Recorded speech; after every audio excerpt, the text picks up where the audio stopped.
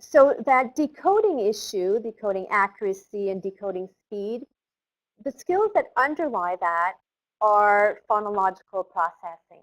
So it's been shown that students who have developmental dyslexia, upwards of 80% of the time, what they're struggling with are phonological processing skills.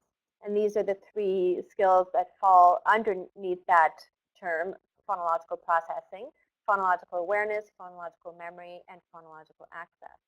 Now, the good news is that if you have a student who is a second language learner and you're not sure, is this difficulty with decoding, is this a second language issue, or is it a first, or is it an innate problem that's present in the first and second language problem?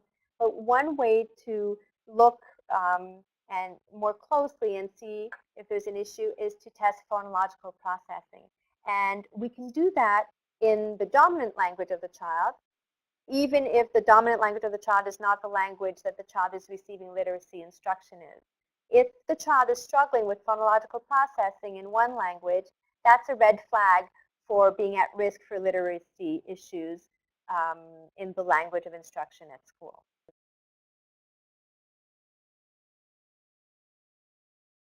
So to give you a specific example, looking at what happens when a child has dyslexia, if we use the word spider, so the first problem that could occur is the child just doesn't have in a solid way the letter sound knowledge. So the child sees the word spider.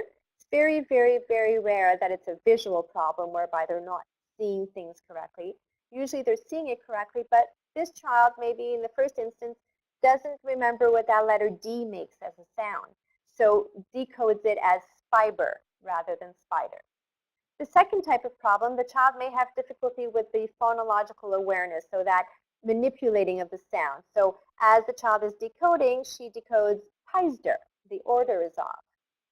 The third type of problem is the child with poor phonological memory, so has difficulty holding those sounds in memory. And so she starts decoding spide and then says peder because has forgotten the information that was decoded initially.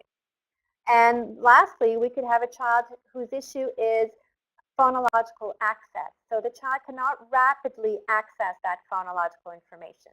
So she looks at the word spider and decodes it extremely slowly. So I, etc.